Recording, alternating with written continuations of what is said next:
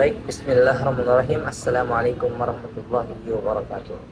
Perkenalkan, nama saya Tariq, mahasiswa pendidikan Bahasa Arab, Fakultas Agama Islam, Universitas Muhammadiyah Makassar. Pada kali ini saya akan menampilkan PPT yang akan membahas fase perkembangan ilmu lugah. Pertama, latar belakang. Ilmu lugha atau ilmu bahasa yang dikenal sebagai linguistik adalah studi tentang bahasa, termasuk struktur, makna, dan aspek-aspek sosial dari bahasa.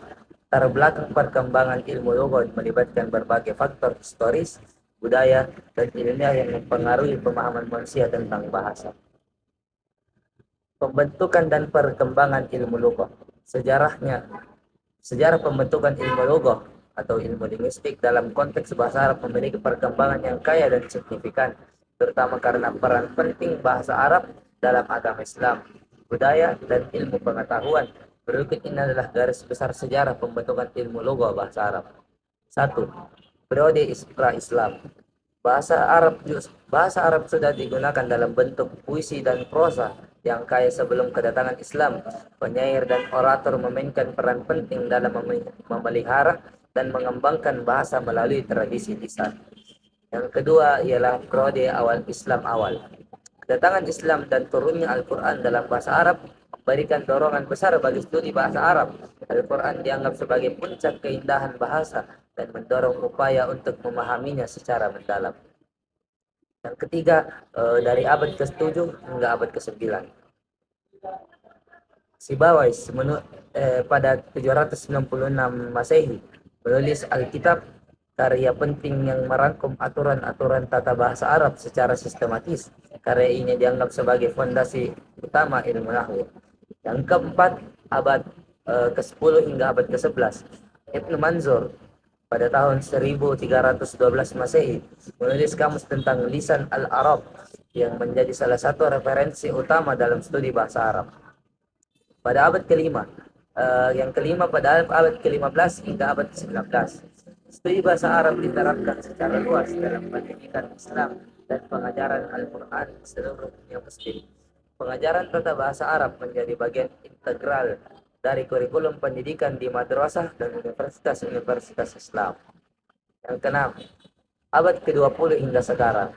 Pada abad ke-20 terjadi revitalisasi studi bahasa Arab dengan pengaruh dari studi orientalis dan linguistik barat. Pendekatan-pendekatan baru diperkenalkan dalam studi fonologi, sintaksis, dan semantik bahasa Arab. Pengembangan sosiolinguistik dan teknologi untuk menganalisis berbagai dialek bahasa Arab yang digunakan di berbagai wilayah. Globalisasi membawa perubahan dalam penggunaan bahasa Arab dengan pengaruh dari bahasa asing dan teknologi komunikasi. Studi tentang perubahan ini menjadi bagian penting dalam linguistik kontemporer. Lembaga pendidikan di dunia Arab dan internasional terus mengembangkan program studi bahasa Arab dengan pendekatan ilmiah dan interdisipliner. Penelitian di bidang linguistik Arab semakin maju dengan kontribusi dari sarjana-sarjana di seluruh dunia.